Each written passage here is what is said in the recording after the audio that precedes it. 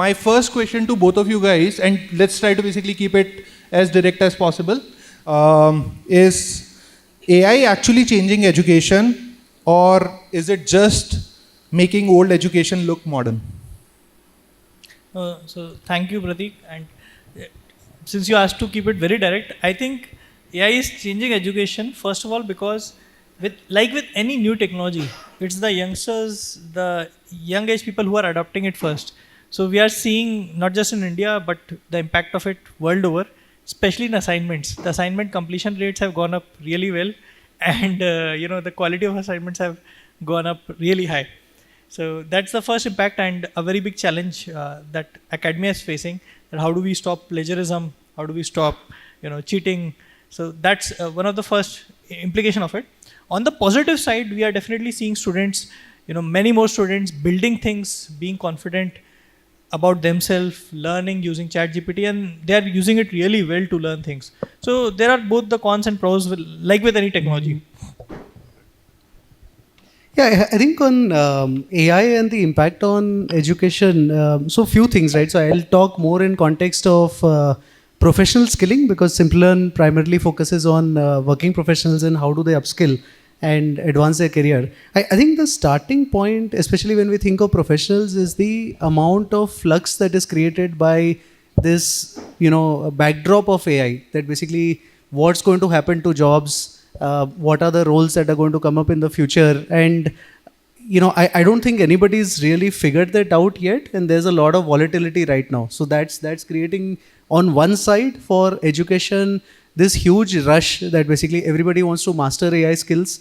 I think for most of the education companies, that including Simplilearn and when we were discussing, and other companies as well, professional skilling now, almost every company is talking about 50-60% of the volume being on AI skilling. So there's this huge rush that professionals have this feeling that unless I master AI skills, I don't know what's going to happen after 5 years or maybe after 6 months, who knows. What is going to be the org structure change, what kind of new roles will happen, what roles will basically become redundant. And that is actually one big drive for education in general to address, that how do we basically provide the right skills to help people get ready for it. The other is on the education itself, that how are companies using AI, that how can you make education more interactive, more productive, etc. I would say over there, there are some basic applications that have started off, but the core pedagogy as of today still remains pretty much the same, that you have some learning content, you have some live classes, you have some projects, labs and all of that. And in addition to that, you would have an AI learning buddy, you would have an AI mentor, you would have AI tools that can answer questions real time, allow people to do mock projects or apply learnings for their industry or their use case, and try to basically get some simulations going and learn from that. So I think the work has started to make learning more contextual, probably help learners learn faster, better, apply things into their use cases, because AI tools can be very interactive and very personalized, which earlier was difficult to do at scale. But it is still early. I would say that probably there the impact is around 20%. I think there's still, maybe in the next couple of years, we'll see a lot more applications of the technology in terms of how it changes. Yeah, so basically what you both are trying to say is it has not actually changed the education, but it is helping students to basically learn better at the moment, and help them move faster if they have intent capabilities, move faster in a better way, in more personalized way. That is where AI tools and everything is helping students, correct? Now, this buzzword of AI in education is going on since last 6 years, since the time I'm running Masai, and I think you guys are also hearing the same thing. The core fundamental problem that I want to basically ask here, and this is something which we debate a lot, is India has closer to 10.5 million users coming out as graduates every year, correct? We have over, as per some data, we have closer to 10 million teachers also in this country. The entire system is still broken. We are talking about AI. We are saying that personalization and everything is helping students out, but the outcomes are still not there. The placement rates are are at their worst right now as we are speaking. In this year, and 2026 is going to be even worse from the market prediction. What do you think we should solve first? Like, what is in this broken system? What do you think we should solve first? We should solve teachers, we should solve tools, we should solve student, we should solve mindset, we should solve hiring requirements. What do we need to solve first? Like, where do we start from? Because on paper, we have been discussing this since ages now, and ground reality speaks something very, very different. So, Siddharth, sorry. Yeah. So I think all of this needs to be solved at some point or other, and education is something that has stayed for 10,000 plus years and is going to continue to stay for thousands of years to come from now. All of these things will need to be solved at some point, but fundamentally, especially if I look at Newton School example, the innovation that we have been able to do is bring people from the industry to academia. So we have a lot of people who have left industry and joined Newton full-time as faculty members, and that we can clearly see has made a lot of difference to students' outcomes, students' learning. And the primary reason is because and we all would have had such teacher who would have made a big dent in our life. So someone coming from industry who has seen it happen and is able to guide students in that direction really helps students grow fast. So I think that is need to be fixed, and I think that should start not just in the higher education, it should start from school itself. We should be more practitioner led and probably more building oriented from very early on. So right now we have a very rote learning kind of system where it's all about books, it's all about classes. It should rather be more about experiments, building things, breaking things, going out in the world. So yeah, that's what I would say, is the first two things that I feel need to be fixed across primary and higher education in India.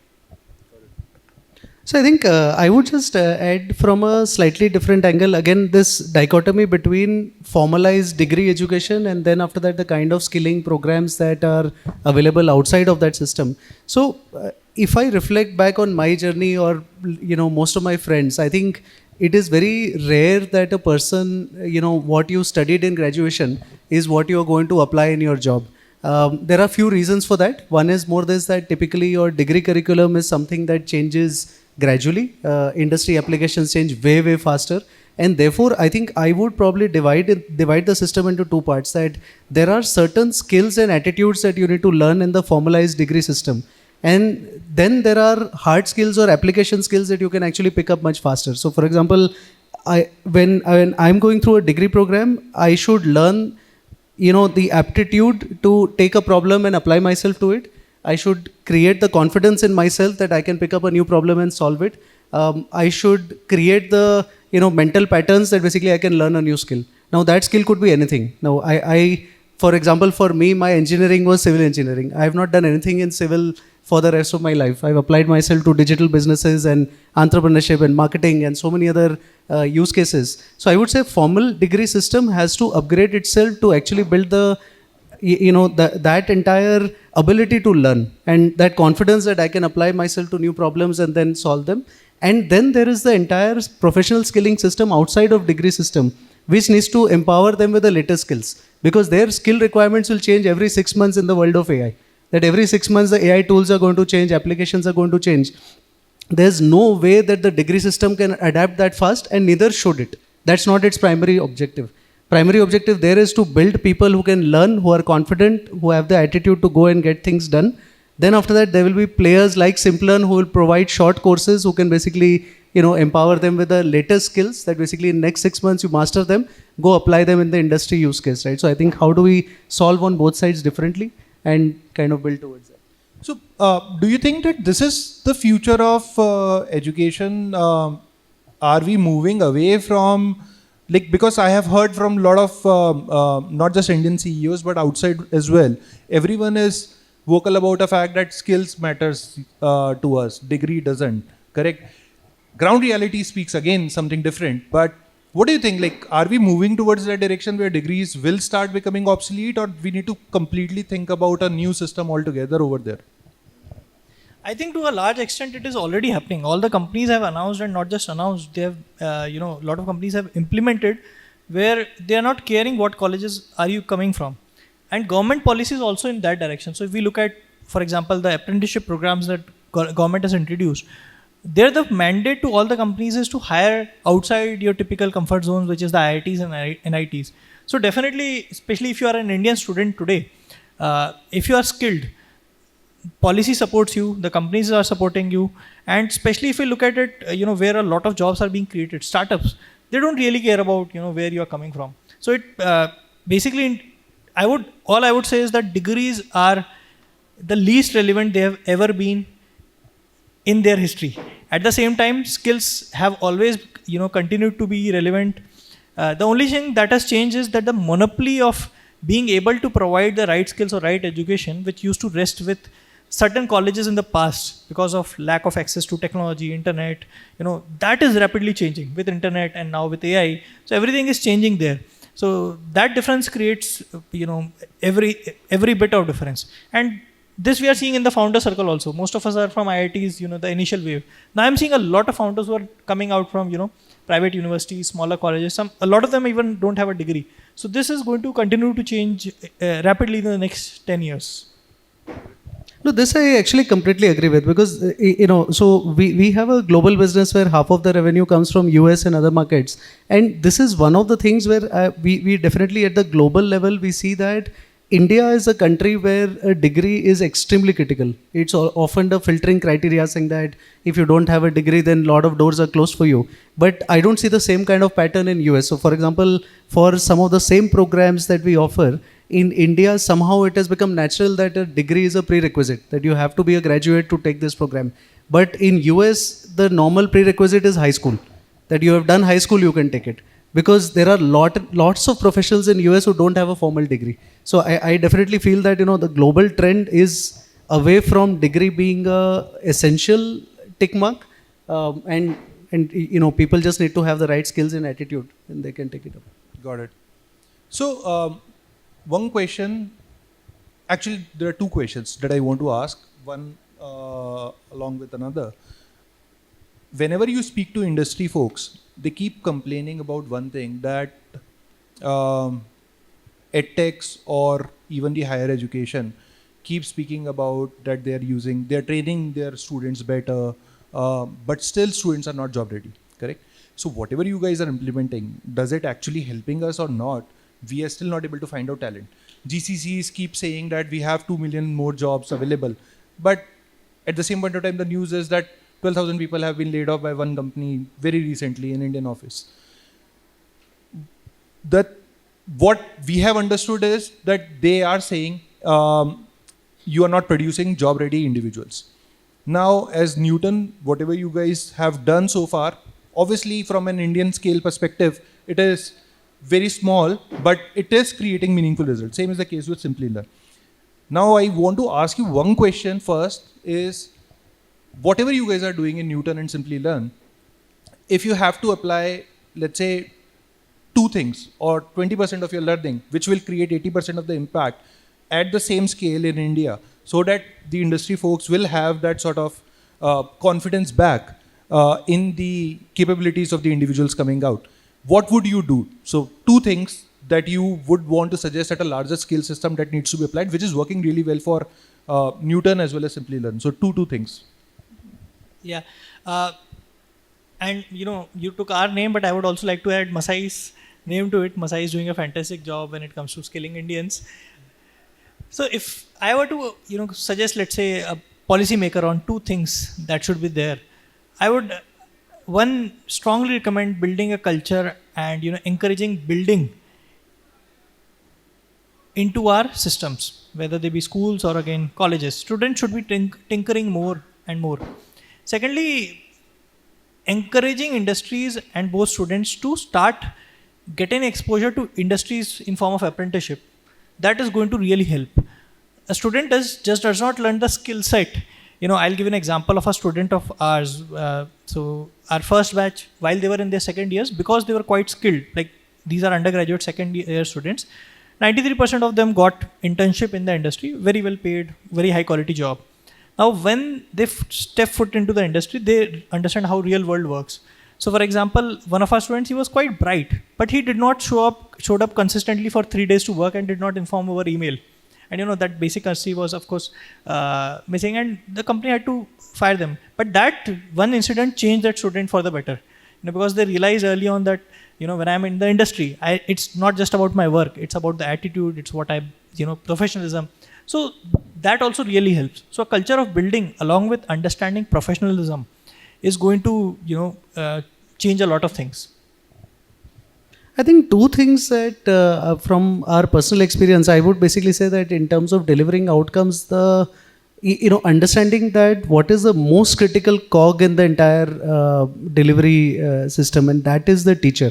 I think a lot of times basically this gets lost in the entire thing of process and technology and a lot of those things, that basically we have tried out various different iterations over the years, and we found that basically whatever process or technology or system that you implement, but can you elevate the level of the teachers, that basically the person who's taking the program, how much of inspiration can that person provide, how much of clarity can that person create amongst the entire cohort of learners, that somewhere creates the biggest difference. And if there is one thing that impacts outcome, it is that. So I would say that is that important. And let's say at a pan India level, how can you deliver that? And that's where basically different models come into play. That obviously 10 lakh teachers may not basically reach the same bar, but can you actually have technology to enable that basically maybe upgrade all of them, but also basically have hub and spoke models where maybe there are smaller volume of very, very high quality teachers who are actually disseminating knowledge to the grassroots and stuff like that. I think, but the generic point is teacher quality. I think that is extremely critical. In fact, offline we were discussing that as well. I think, it's very, very powerful. The other one, I would concur with what Nishant was mentioning. I think, in our case, the entire equivalent of internships is projects. That basically learning by doing, not learning by listening or learning by reading or learning by seeing videos. Learning by doing is the bottom line. I think unless that is done enough, people will complete a course and then finally go and struggle, and they will not clear interviews, they will not get a job and stuff like that. So just the entire focus on projects, I think that is, sorry about that, but yeah, projects extremely critical. Got it. You guys have spoken about teachers. Now, in this country, I think the most important piece that we all are boiling down to is having good quality teachers available to the students, apart from all the AI innovation that is happening. What do you think are, again, one or two things that needs to be done, not from a tool perspective, but from mindset or whatever you guys think of, to change the mindset of teachers and make them more better, have better accountability towards the student success and everything around that. So what do you guys think? You guys have done it with inside your own company, but there are industry mentors, those who are involved over there, since they carry themselves or they work in a lot more accountable ways. But again, the teachers is the most important piece. How are we going to basically bring in that same level of accountability? I know that a lot of good teachers have that, but still, at a mass scale is what I'm talking about. So I think two things. The world is driven by economics. So one, as a policymaker, for the initial few years, I would want to change the economics, the kind of compensation that faculties are getting. And I think all of us on this stage have been able to do that. So we are able to get good people from the industry, pay them well so that they can pursue teaching. Second, I would say India has a severe lack of teacher training programs, high quality teacher training programs. So even in an IIT, I was talking to a faculty member who had joined recently, like a year back. And they did not get any kind of formal training on how to talk to students, how to inspire students, how to deliver a class. So even basic things like these are missing. So I think, like Kashyap said, picking out probably some 100 few really good teachers and putting them into capability building rather than just taking classes will give us good investment in the long term. And this is something we have seen work really well at Newton School. So basically, people from industry come to us. They are, of course, not going to be great teachers by default, but putting them into a structured program really helps them become how to inspire students, how to handle a class, things like that. So that is something specifically I would want to do at a large scale. No, I would actually largely concur. Because when I think back on, let's say, for example, the process that we have built, one is the economics of it, that the instructors have to feel super excited that they are adding value to students and they are getting great benefits as a result of that. And it's not a compromise, right? So that's very critical, the economics of it. Second is more this, that definitely economics helps you to get people who have been that people who have done this, they are not teaching something that is theoretical. They are teaching stuff that they have actually executed in their past life. Very critical. And the third part is basically we have a very rigorous. So a lot of times we have very smart people who have a lot of value to add, but they don't know how to engage a large class. So let's say if you have 60 kids that you are teaching or 60 learners that you are teaching, lot of times, let's say the kind of subtleties that a good teacher needs to be aware, that you always are going to have persona differences. In a batch of 60 people, the most common thing that derails a class is that you have 10 people who are ahead of the curve. There are 10 people who are behind the curve.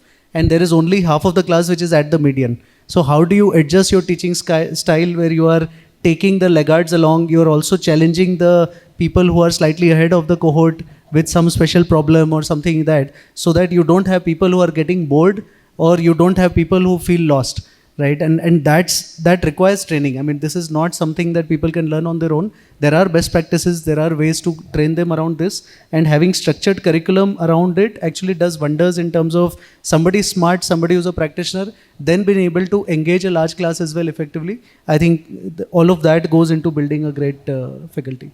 Cool. So I have a last question to both of you guys. And I just want one answer, like one word answer on what should be India's next big priority or priority for next 5 years while we are on a path of Viksit Bharat. What is going to be the topmost priority for India from an education perspective? If we have to solve just one thing, what would that be? I think we need to revive core engineering. This might sound very counterintuitive to what I do at Newton School, where we teach computer science and AI. I think we have very good quality computer science engineers. We have AI engineers. We have that, and that's why so much jobs are coming in compared to our times, like 10 years back, 12 years back. But we need to be able to build things. We need to get into physical infra of things as well. So we need to revive the core engineering. We need to build our own, planes. We need to build our own rockets and things like that. So they also need revival. And if I look at a country which is of our size, which is China, China graduates out every year 4 times STEM engineers compared to us. And they are able to absorb them because they are present across, sectors. Not just one sector is driving growth for them. So yeah, in my view, core engineering across both higher education, vocational education needs to be revived and celebrated. I think very interesting question. I mean, I would probably say that if there is one thing with a 10-15 year horizon, I would basically say it's more innovating on the primary education side. I think that is where our challenges are maximum. Where the quality of the teachers, the kind of engagement that kids in, except the urban centers, if you look at the large part of India where kids go through government schools and stuff like that, I think how do we revive that? And AI actually allows very, very different approach to it. So I would say that basically, how can you gamify learning? How can you have apps that are available to kids where basically, let's say, for example, many of us have had the, good fortune of, let's say, when we were kids and we were curious, then we had an environment that was supportive, that we were able to get those questions answered. We were able to kind of go deeper into something that excited us. How do we basically create that environment using AI for kids at an age where then once they start getting into 10th standard, 12th standard, and then education beyond, the foundation is very, very strong and their minds are open. They know how to get knowledge on their own. It is not as though, there is a gatekeeper to knowledge, and if the gatekeeper is not good, then you're screwed. So, I mean, how do we basically create those kind of tools where basically there is a great platform where you can go and get curious, learn on your own, and kind of build that foundation. Awesome. Thank you so much, Siddharth and Kashyap, for joining us on this panel. And we'll just open it up for 1 or 2 questions. Yes, questions. Anybody has some questions for our dignitaries?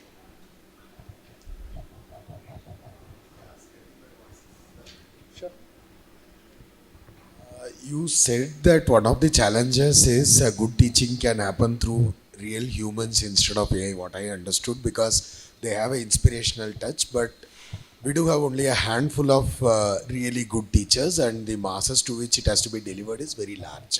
And do you think through AI this could be made possible, or is there any way for that? Like we do have only a handful of few teachers, but then we need to reach a large masses.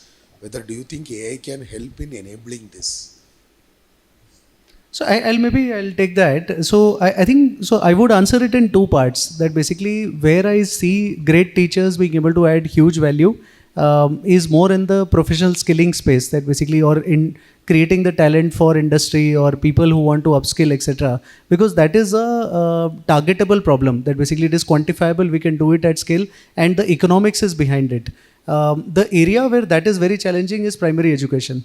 Because when you talk about primary education and schools and the geographical expanse of India and across small districts having great teachers, that is an impossible problem to solve. So that is where AI becoming the way forward. That basically, how do you create avatars who can basically interact with kids and provide interesting insights and inspire them, etc. and supplement the person who might be there in terms of the quality of education. Because for senior level education, the economics is there. The people will be able to pay for it, companies will be able to pay for it, and we can get great teachers to add value.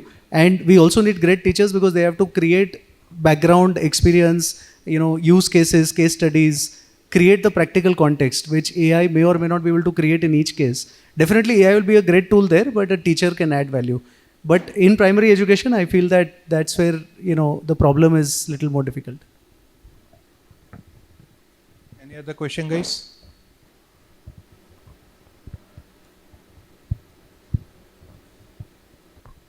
Hi everyone, I'm Prachi from Simplilearn. So I'm also from an EdTech, by the way. You guys were talking a lot about how teaching is very important, but I'm seeing so many companies these days who are building AI teachers. I would like to understand your POV on this, because do you really think AI teachers would be able to offer better learning, better teaching than any human teacher would ever be able to do?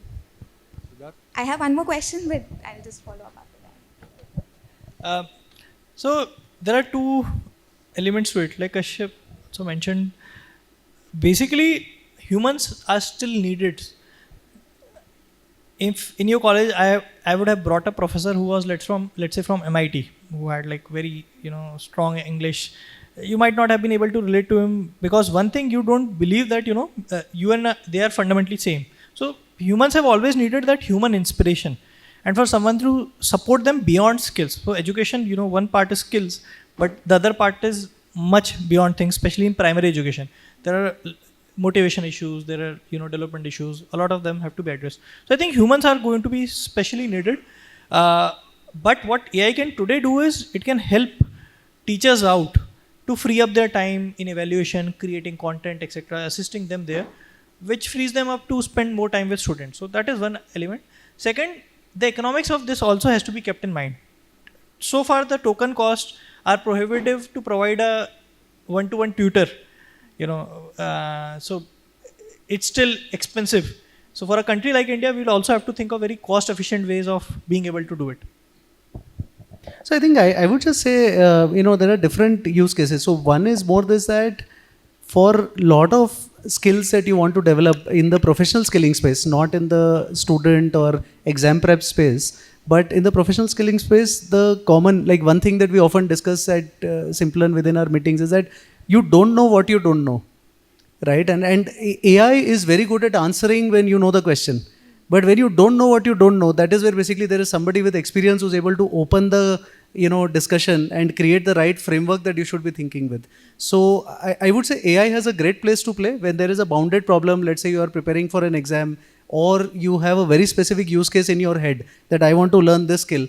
AI will do it without any human intervention. But lot of the use cases, let's say now we have a AI for strategic leadership program. Now, what will AI teach in that? I mean, that's where you need somebody who's had 20 years of corporate experience who will come and create a point of view and be able to add value. So I think there are use cases for both. I would just keep it there.